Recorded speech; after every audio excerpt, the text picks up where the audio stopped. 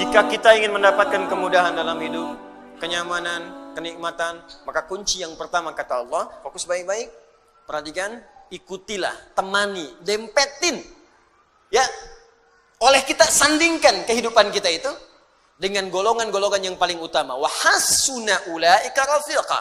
Dan mereka itu sebaik-baiknya model kehidupan yang harus kita ikuti sampai dempet ikuti dengan dekat sekali pola kehidupan mereka.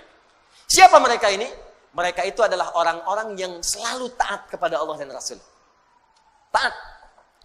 Makanya ayatnya dibuka dengan kalimat Quran surah keempat ayat 69, wa may yuti'illaha war rasul. Siapa yang mau menaati Allah dan Rasul? Taati. Ikuti. Nah, model kehidupan yang taat kepada Allah itu disebutkan oleh Al-Quran ada 4 golongan utama. 1, para nabi. Semua nabi. Lihat sini, fokus. Saya pernah jelaskan ini, ada Al-Anbiya, ada Nabiyin, itu beda. Surah ke-21 namanya apa? Al-Anbiya. 22? Al-Hajj. 23? Gini lah, 114? Anas, Masya Allah. Gampang, cepet ya. 21 Al-Anbiya. Ya, Al-Anbiya. Awas, penting menghafal nama-nama surat Al-Quran untuk memudahkan hafalannya. Ya, kami buka karantina, alhamdulillah nih, golongan angkatan kedua itu ada yang hafal 15 hari 30 juz. Ya, saya bahagia sekali. Ada yang 15 hari, ada yang mungkin hari ini selesai itu. Hari ini selesai insya Allah. Ada yang 18 hari, ada targetnya 30 hari, ada 15 hari sudah selesai. Ya, dicintai, kenali ayat-ayatnya. Ya, bahkan sekarang orang-orang saja melamar sudah syaratnya Al-Quran tuh. Ya, kamu namanya siapa? Masya Allah, saya Anas Pak. Baca surat Anas, baca bagus. Ada siapa yang kedua? Saya Torik Pak. Baca surat At-Torik, baca bagus. Ada yang ketiga siapa? Udah pucat wajahnya. Masya Allah, saya Yusuf Pak. Yusuf. Wah, tapi memang gak hilang akal. Cuman panggilan sehari-hari, kulhu. Dari sini. Ada Al-Anbiya, Anbiya. Ada Nabiyin. An-Nabiyyin. Kalau Anbiya, beberapa nabi. Karena itu di surah Al-Anbiya tidak dikisahkan semua nabi. Tapi kalau nabiyin itu seluruh nabi. Dari Nabi Adam alaihissalam sampai Nabi Muhammad sallallahu alaihi wasallam. Jadi Allah akan memberikan pesan kepada kita, kalau hidup kita ingin tenang, ingin nyaman, ingin nikmat di rumah tangga, di pekerjaan, di kehidupan sosial, ikuti pola hidup para nabi. Makanya saat Anda sakit, ada contoh Nabi Ayub yang pernah sakit. Fokus. Ada yang pernah sakit. Ya Allah, saya sakit kepala, sakit di kaki, sakit di tangan, ya, sakit di kantong, ya, sakit macam-macam. Nah, begitu terkena penyakit fisik, Allah turunkan pola kehidupan Nabi yang pernah sakit. Ada yang ringan-ringan, seperti Nabi Ibrahim sakit. Bagaimana menikmati penyakit itu? Ini yang paling indah. Sakit tapi menikmatinya gitu. Kan kebanyakan orang sakit itu menghadirkan keluhan kan? Makanya dokter bertanya ketika pasien datang, keluhannya apa Pak? Keluhannya apa Bu? Ini ada orang sakit mengeluh. Tapi kalau Anda paham rumus ini, sakit tapi menikmati sakitnya. Pernah nggak ada orang terima sakit? Keluhannya apa? Nggak ada, nikmat semuanya. Terus ngapain Bapak kesini? Cuma buat kasih tahu aja. Orang semua sakit itu ditanya keluhan, yang ini tidak, menikmati sakitnya. Nabi Ibrahim sakit. Ketika sakit, Quran surah ke-26 ayat 80. Wa idza maridtu fahuwa yashfin. Kalau saya sakit, pasti Allah sembuhkan. Enggak ada keluhan. Allah, Engkau yang memberi saya makan. Engkau yang memberi saya minuman. Engkau yang menghidupkan saya. Engkau yang mewafatkan saya. Seperti Engkau menyehatkan saya dengan makanan dan minuman, saya sakit pun pasti Engkau sembuhkan. Enggak ada keluhan yang keluar. Yang dahsyat Nabi Ayub. Ketika Anda berkata, itu kan penyakit biasa Ustaz. Tapi saya ini kena jantung. Jantung. Tapi kan masih hidup Bu.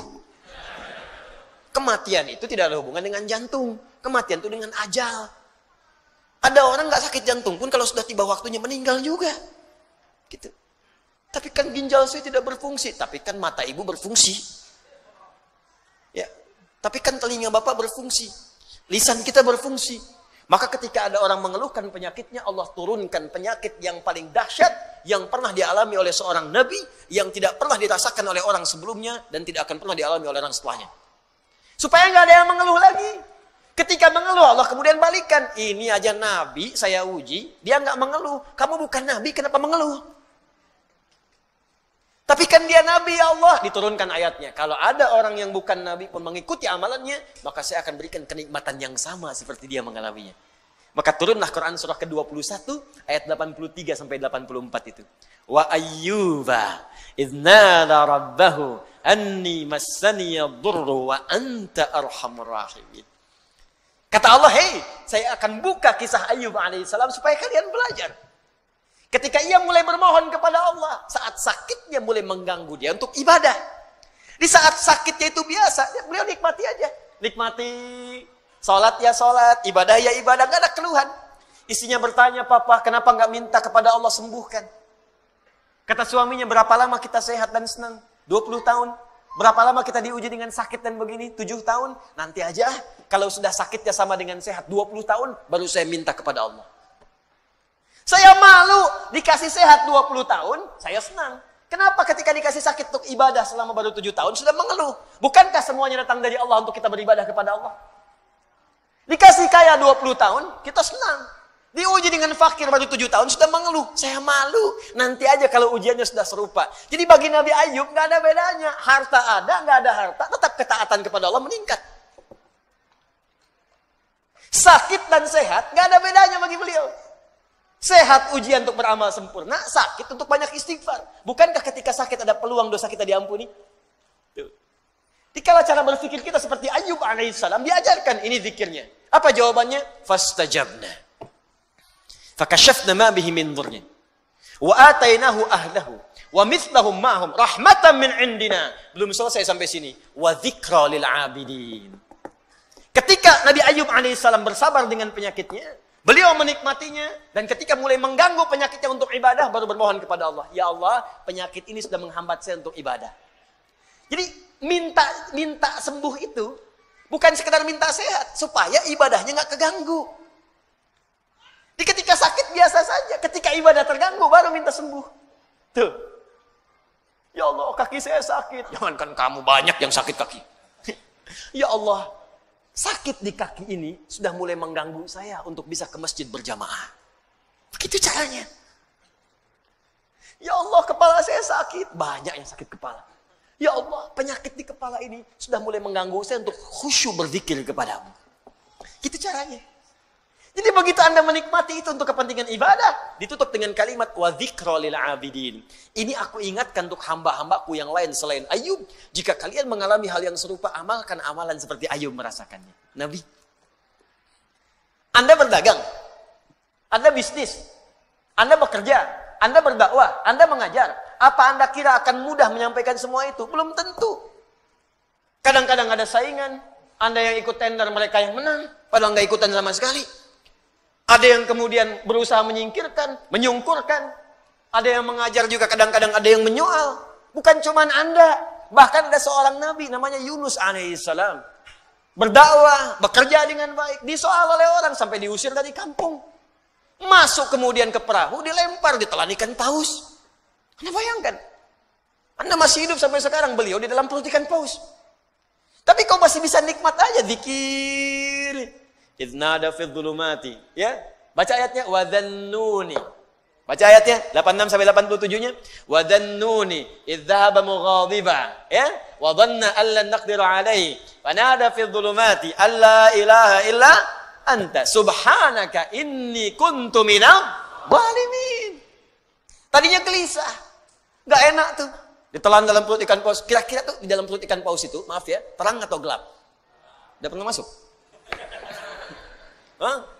Pengap atau nyaman? Ya, kita kebayang aja pasti pengap, sempit pengap. Dalam perut ikan yang sangat besar itu sempit pengap, tapi masih bisa berzikir kepada Allah.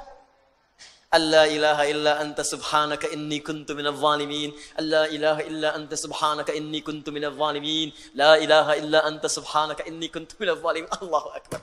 Apa jawabannya? Fastajabna. Fastajabna lahu. Ya, wa najjaynahu minal gham. Perhatikan jawabannya. Tadi Nabi Yunus alaihissalam masuk ke dalam perut ikan paus. Tapi ketika dijawab doanya, jawabannya bukan mengeluarkan beliau dari perut ikan paus. Ya. Kalau mau konsisten, fastajabna lahu wa najjaynahu minal hut. Kami jawab doanya, kami bebaskan dia dari perut ikan itu, kami keluarkan. Tapi yang terjadi adalah kalimatnya indah. Fanajjaynahu minal ghammi. Gham. Apa itu gham? Gham itu awan gelap yang menaungi. Gelap. Tiba-tiba gelap. Bahasa Spanyolnya puek. Udah siang, masih siang, udah gelap. Gelap. Fokus. Jadi ada ghamam, ada gham itu beda. Kalau ghamam itu awan teduh yang menaungi. Ghamam. Al-Baqarah ayat 57. Wa dhallalna 'alaikumul ghamama wa anzalna 'alaikumul manna wassalwa. Paling kiri sebelah bawah. Ayo mana Qurannya? Di ada ghamam, ada gham. Kalau gham itu awan gelap yang menaungi. Maksudnya ini bahasanya tinggi, bukan awannya. Tapi suasana gelap yang mencekam. Kadang kalau orang sedang ngelihat awan gelap, siang-siang gelap, perasaannya bagaimana? Gak enak ya? Gak enak, jalan gak enak, perasaan gak enak. Yang dimaksudkan di sini bahasa kiasan. Ada orang yang mengalami situasi yang gelap, bikin sesak. Seperti Nabi Yunus berada di perut ikan paus. Suasana gelap, bikin sesak. Mungkin tidak harus masuk ke perut ikan. Anda ikut pekerjaan, tiba-tiba dijahili oleh orang. Anda yang difitnah, bukankah gelap? Pulang-pulang siang tapi sudah longlai. Nyampe rumah nggak ada senyum. Anda yang ikut ujian, begitu mau wisuda, ada nilai yang hilang belum sampai, tiba-tiba gelap.